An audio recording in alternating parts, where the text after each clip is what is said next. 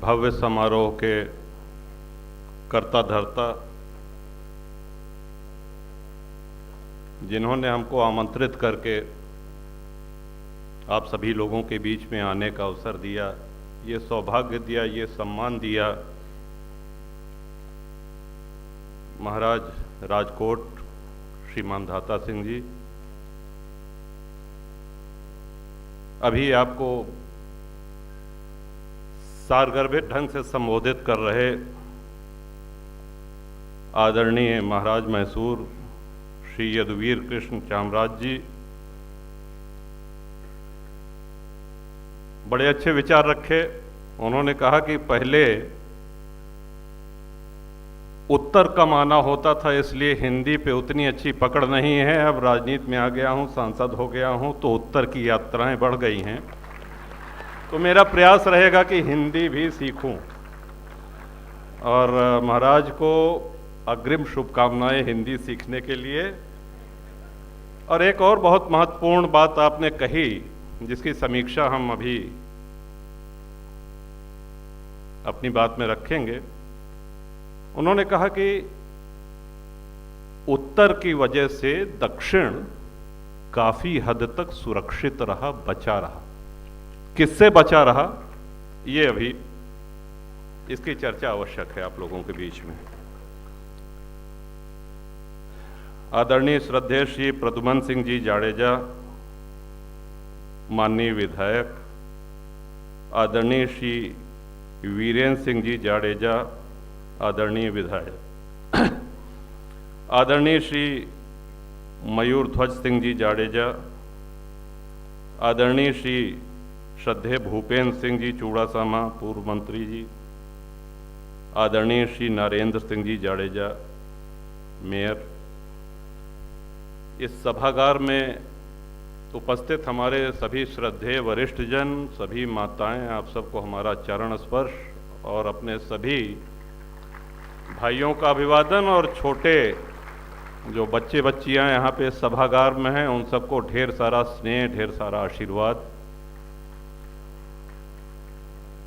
बड़े विस्तार से महाराज राजकोट ने आपके सामने शिक्षा में जो योगदान है उसके विषय में रखा, और एक शिक्षित समाज ही देश का, समाज का, धर्म का भला कर सकता है। शिक्षा के महत्व को इस कक्ष में जितने लोग भी बैठे हैं, वो चाहे मंच के ऊपर हों या मंच के सामने हों, सभी लोग समझते हैं। लेकिन हम आपको ले चलना चाहेंगे आज के इस समय से कुछ काल पहले, जब लोकतंत्र नहीं था और पढ़ाई लिखाई की ये व्यवस्था भी नहीं थी, गुरुकुल हुआ करते थे। तो गुरुकुल में जब आप अवगत होंगे कि छात्र जब उत्तीर्ण हो जाता था, वो शिक्षा पूरी कर लेता था, जितना उनके गुरुदेव को ज्ञान था वो पूरा ज्ञान जब उनको दे देते थे और गुरुकुल से विदा का समय आता था, तो वो गुरु दक्षिणा मांगा करते थे गुरुदेव। जिस छात्र की जैसी स्थिति थी वो छात्र गुरु दक्षिणा देता था। आज भी वो विश्वविद्यालयों में हम लोग देखते हैं कि दीक्षांत समारोह, दीक्षा का अंत हुआ, दीक्षांत समारोह होता है। लेकिन महत्वपूर्ण बात यह है कि दीक्षा का अंत होता है, शिक्षा का कभी अंत नहीं होता है। यदि हमारी मां शारदा की कृपा से शिक्षा में रुचि है तो हम आजीवन एक छात्र बने रह सकते हैं, एक विद्यार्थी बने रह सकते हैं। इस दुनिया में सीखने के लिए इतना है। आज महाराज को पौत्र रत्न की प्राप्ति हुई। शास्त्री जी ने आकर के आशीर्वाद दिया और उनके आशीर्वचनों में से दो बड़े महत्वपूर्ण शब्द हमको सीखने को मिले। एक तो उन्होंने कहा कि सनातन धर्म रक्षक, और दूसरा कहा गौ ब्राह्मण प्रतिपालक।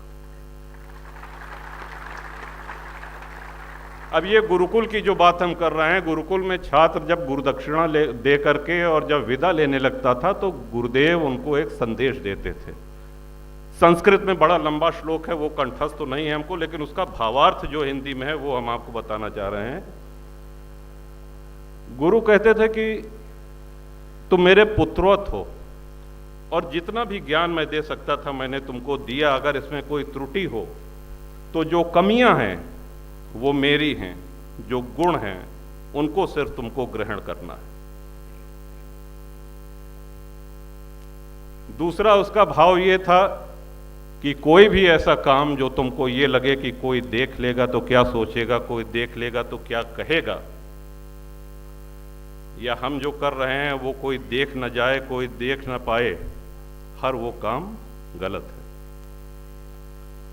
और तीसरा वो आशीर्वाद देते थे कि तुम्हारे अंदर मां के, दुर्गा मां के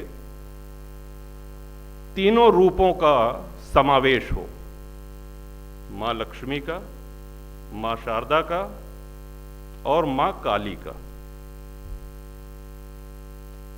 ये एक संतुलन है और ये संतुलन जहां और जब गड़बड़ाया तब उसकी बहुत बड़ी क्षति हमारे राष्ट्र को, हमारे धर्म को और हमारी पूरी संस्कृति को झेलनी पड़ी। और भारत तो ऐसे तमाम उदाहरणों से भरा पड़ा हुआ है। एक शब्द आजकल हम सभी लोग सुनते हैं, सेक्युलर, और प्रायः हिंदुओं पे ही ये आरोप लगाया जाता है कि साहब ये सेक्युलर नहीं है, सेक्युलर नहीं है, सेक्युलर होना चाहिए।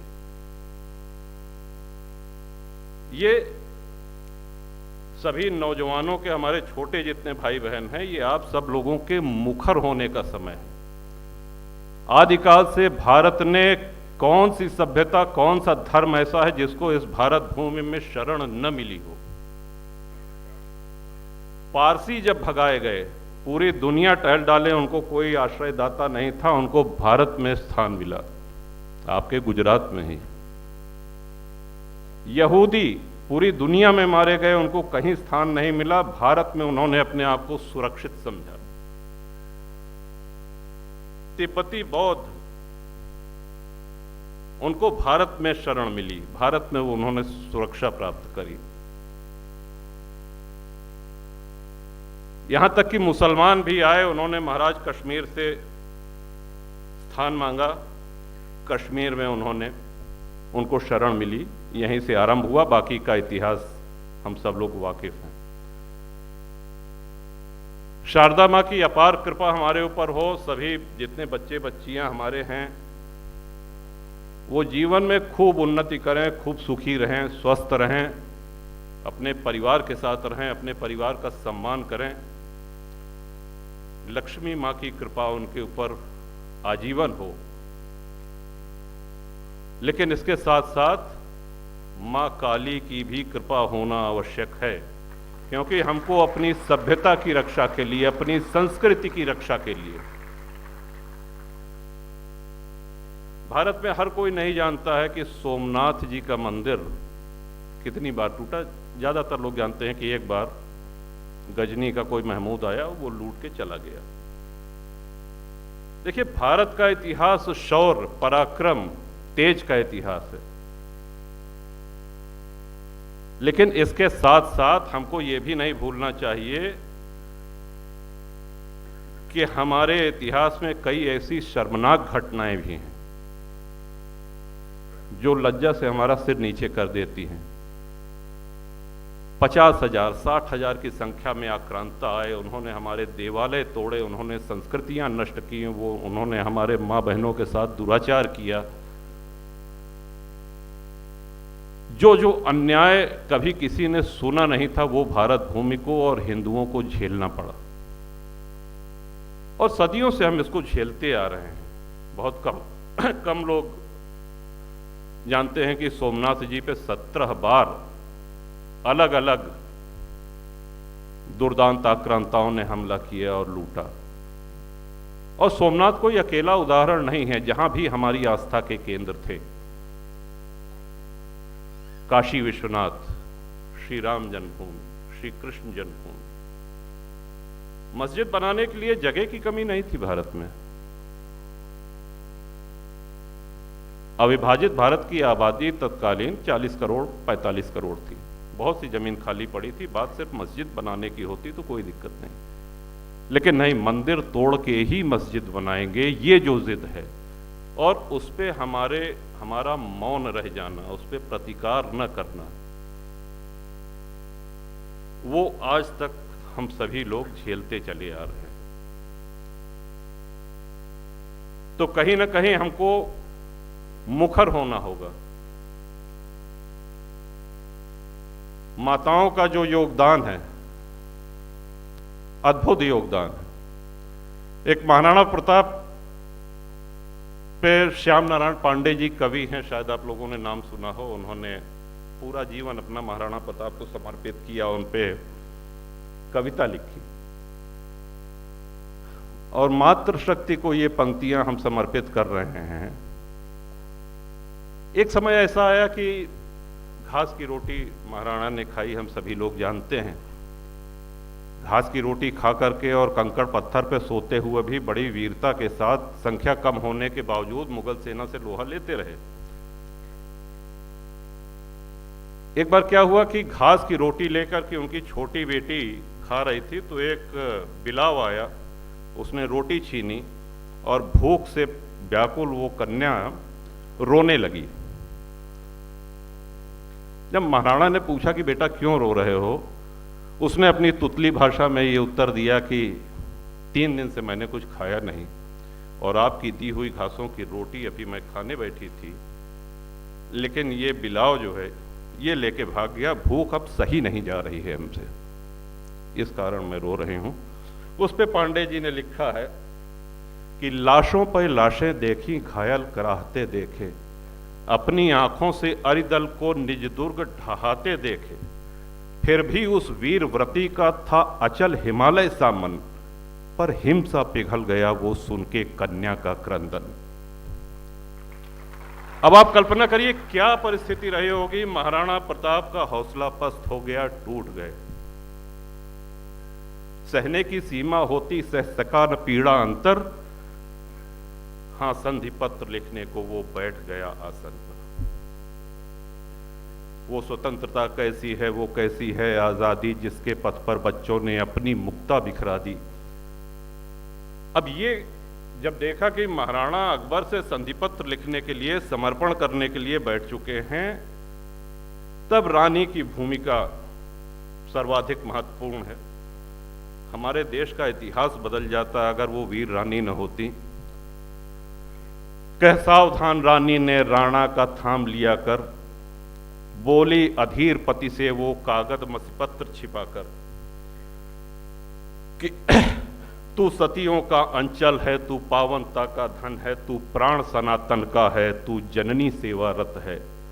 सच कोई मुझसे पूछे तो तू भारत है। यदि तू ही कायर बन के बैरी से संधि करेगा तो कौन भला भारत का बोझा माथे पर लेगा। लुट गए लाल गोदी के तेरे अनुगामी होकर, कितनी विधवाएं रोती अपने प्रीतम को खोकर। और वो देखो तब तक चेतक और झाला ये वीरगति को प्राप्त हो चुके थे कि झाला सन्मुख मुस्काता, चेतक धिक्कार रहा है, असी चाह रही कन्या भी तू आंसू ढार रहा है। इन पंक्तियों को सुनकर के राणा में नव उत्साह का संचार हुआ। उन्होंने फिर अपनी तलवार संभाली और स्वतंत्रता का वो युद्ध जारी रहा। ये मातृशक्ति की देन है। और दूसरी मातृशक्ति जिसको हम सबको नमन करना चाहिए वो माता जीजाबाई। स्वतंत्र हिंदवी साम्राज्य की स्थापना करने वाले शिवाजी महाराज को रास्ता दिखाने वाली, उत्साहवर्धन करने वाली, दिशा निर्देश देने वाली मां जीजाबाई। तो आज की माताओं की वो भूमिका समाप्त नहीं हुई है। आज हमारा देश एक कठिन दौर से गुजर रहा है। लड़ाई का स्वरूप थोड़ा बदल गया है। आज हमारे देश में ही राष्ट्र विरोधी तत्व हैं, देश विरोधी तत्व हैं, जो हमारी सभ्यता को, जरा पानी, सभ्यता को, संस्कृति को मिटाना चाहते हैं। आप कल्पना करिए, आजकल एक शब्द और सुन रहे होंगे आप लोग, वक्फ।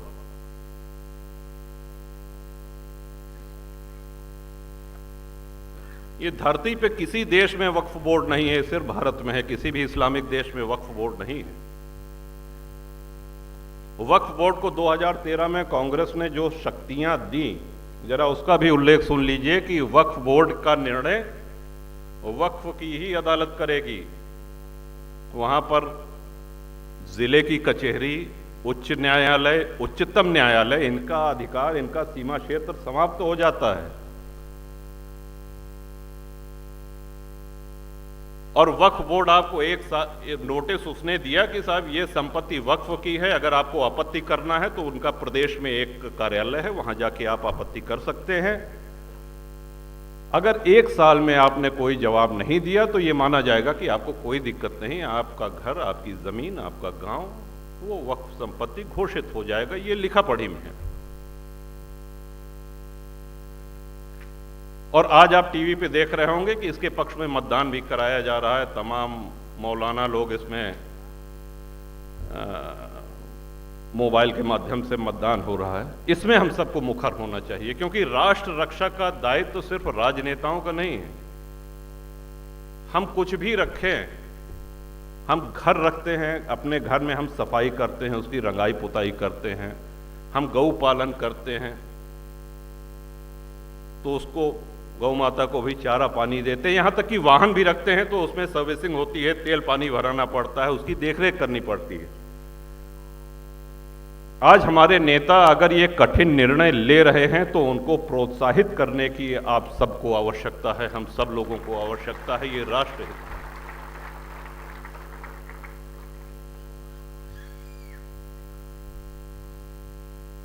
जातिवाद, आज हम जितने क्षत्रिय महानुभावों को, अपने पूर्वजों को जो स्मरण करते हैं, उन्होंने अपने लिए लड़ाइयां नहीं लड़ी, उन्होंने अपनी धन संपदा, अपना खजाना भरने के लिए लड़ाइयां नहीं लड़ी। उन्होंने देश की रक्षा के लिए, उन्होंने संस्कृति की रक्षा के लिए तलवार उठाई। उन्होंने ये भी ध्यान नहीं दिया कि हमारी सेना कितनी है और सामने से आक्रमणकारियों की सेना कितनी है। विश्व के किसी सभ्यता में, किसी इतिहास में माताओं का जौहर जैसा पराक्रमी उदाहरण दूसरा कहीं नहीं मिलेगा। आप कल्पना करिए क्या माहौल रहा होगा, एक साथ 16,000 रानियां, 16,000 माताएं अग्निकुंड में कूद करके।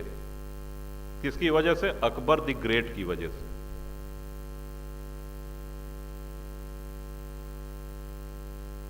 और आज शिक्षा हमको और सुलभ हो गई है। आज ये सब सारी जानकारियां हमको नेट पे उपलब्ध हैं।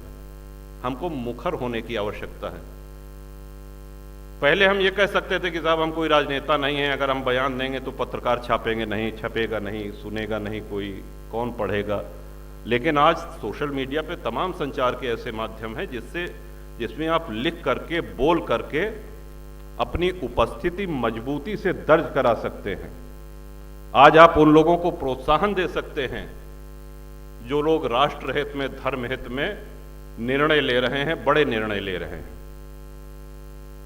देश का बंटवारा धर्म के आधार पर हुआ था।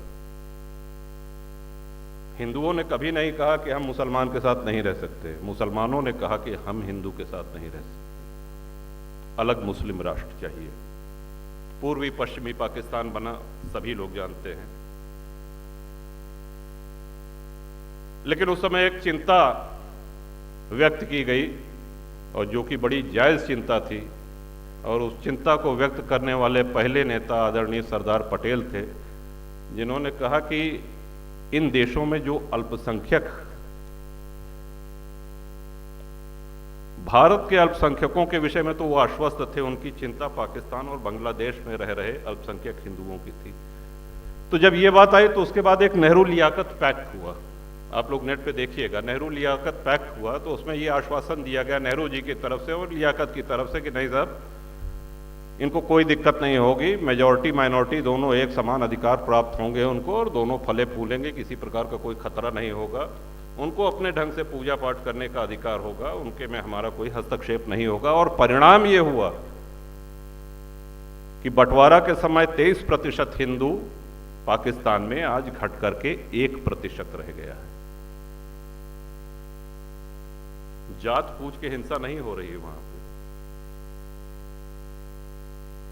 सोमनाथ जी का उदाहरण तो बहुत पुराना हो गया। अभी कुछ वर्ष पहले अक्षरधाम पे जो आतंकी हमला हुआ था, आप लोगों को स्मरण है? और नया उदाहरण दें, अभी 4 दिन पहले गणपति के पंडाल पे सूरत पे जो पत्थरबाजी हुई, हमने किसकी भावनाएं आहत की थी? हमने किसका अपमान किया था? हम अपने देव की आराधना कर रहे थे, इस बात पे पत्थरबाजी। वैष्णव देवी दर्शन करने भक्त जा रहे थे, जिस दिन आदरणीय मोदी जी तीसरी बार शपथ ले रहे थे प्रधानमंत्री की, तीर्थयात्रियों के बस पे आतंकियों ने अंधाधुंध गोलियां चलाई, कई श्रद्धालु मारे गए। उनको जात पूछ के नहीं मारा गया।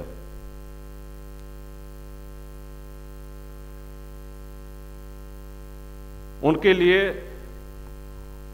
भारत का विध्वंस ये एजेंडा है। और हमारा एक निवेदन, हमारी एक बात बिल्कुल समझ लीजिए कि हमसे ज्यादा सेक्युलर कोई हो ही नहीं सकता।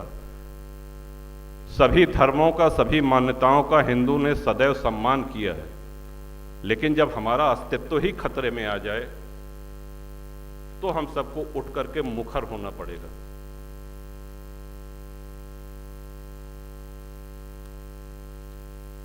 कितने कितने उदाहरण आपको दें। आज बांग्लादेश में जो शेख हसीना का तख्ता पलट हुआ, ठीक है, वो 2 राजनीतिक दलों की आपसी लड़ाई है। पाकिस्तान और बांग्लादेश का ये चलन भी है कि वहां पे स्वस्थ लोकतंत्र कभी नहीं रहता है। कभी तानाशाही होगी, कभी मारकाट मचेगी, कभी प्रेसिडेंट को फांसी पे चढ़ा देते हैं, कभी प्राइम मिनिस्टर भाग जाता है। जैसा भी हो, तो वो 2 दलों की लड़ाई थी, उसमें हिंदुओं का कोई अपराध नहीं था, लेकिन हिंदुओं का नरसंहार किया गया, वहां पे जात नहीं पूछी गई।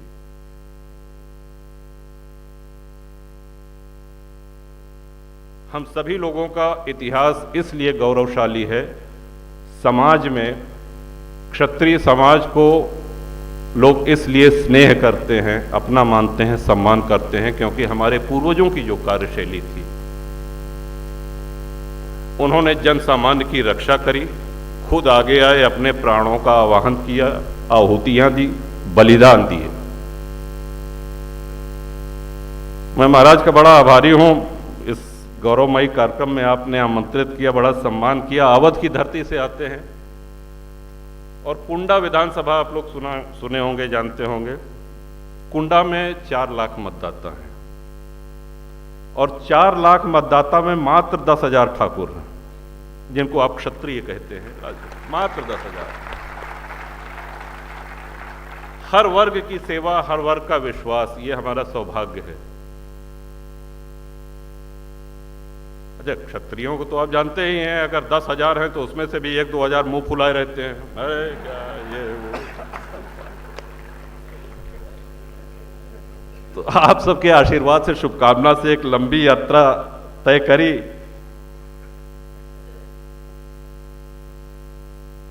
इतना अवश्य कहना चाहेंगे अपने बच्चों से, अपनी बच्चियों से, कि दीक्षांत समारोह होता है, शिक्षांत समारोह नहीं होता है। आप आजीवन एक सक्रिय छात्र, एक सक्रिय छात्रा रहें। देश में क्या हो रहा है ये बड़ी आसानी से पता चल जाता है। देश क्या, दुनिया में कहां क्या हो रहा है ये बड़ी आसानी से पता चल जाता है। उसको पढ़िए, उसको समझिए, उस पर अपनी प्रतिक्रिया दीजिए, और प्रतिक्रिया राष्ट्र हित में होनी चाहिए, देश हित में होनी चाहिए। क्योंकि इस देश में हिंदू हैं, इसीलिए भारत सेक्युलर है। इस बात को पुनः ध्यान दें, फिर से समझें, भारत इसीलिए सेक्युलर है क्योंकि भारत में हिंदू बाहुल्य है।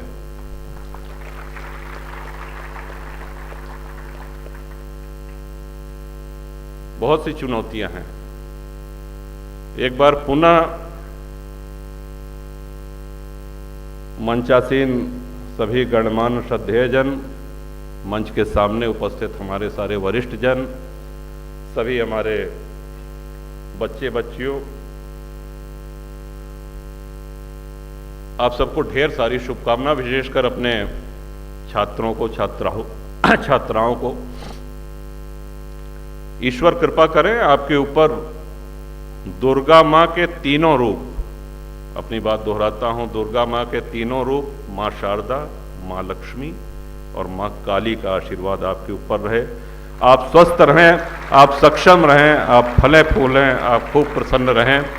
और आपके युवा होने के कारण हमारी भारतीय सभ्यता संस्कृति the oldest living civilisation in the world, इस पे गर्व करिएगा। आज से 10,000 वर्ष पूर्व शिशु के जन्म संस्कार तक जो जो प्रक्रियाएं अपनाई जाती हैं, आज वो सारी प्रक्रियाएं अपनाई जाती हैं। आज भी परिधान थोड़ा बदल गया है, लेकिन तब भी माताएं साड़ी पहनती थीं, आज भी पहनती हैं। तब भी पुरुष धोती पहनते थे, आज भी पहनते हैं। और सबसे बड़ा सनातन को वरदान क्या है कि सनातन में साक्षात ब्रह्म ने अवतार लिया है। ये बहुत गर्व की बात है कि हमने सनातन हिंदू धर्म में जन्म लिया है। साक्षात ब्रह्म ने अगर किसी धर्म में अवतार लिया है तो सनातन में लिया है भगवान श्री कृष्ण के रूप में, भगवान श्री राम के रूप में। अन्य धर्मों में भगवान नहीं आए, उनके मैसेंजर्स आए, पैगाम लेके आने वाले आए, पैगंबर आए। साक्षात ब्रह्म ने अगर कहीं अवतार लिया है तो सिर्फ हिंदू धर्म में, सिर्फ सनातन धर्म में और सिर्फ भारत भूमि में। ये हम सभी लोगों के लिए गर्व का विषय है। इन्हीं शब्दों के साथ पुनः महाराज साहब को, महाराज मैसूर को, मंचासीन सभी श्रद्धेय गणमान्य जन और हमारे सामने बैठे सभी लोगों को अभिवादन और एक छोटा सा आमंत्रण भी। बड़े लंबे कालखंड के बाद भगवान श्री राम का भव्य मंदिर अयोध्या में निर्मित हुआ है। आप लोग पधारें, रामलला सरकार के दर्शन करें। बाबा विश्वनाथ जी का भी कायाकल्प हुआ है और हिंदी के माघ महीना जो आएगा लगभग जनवरी फरवरी में, उसमें महाकुंभ का भी आयोजन है। तो पधारें अवध की धरती पे। जैसे वो विज्ञापन गुजरात का आता है ना, अमिताभ बच्चन जी कहते थे कि कुछ दिन तो गुजारिए गुजरात में, तो निवेदन है कि एक बार अवश्य पधारें उत्तर प्रदेश में। बहुत बहुत धन्यवाद।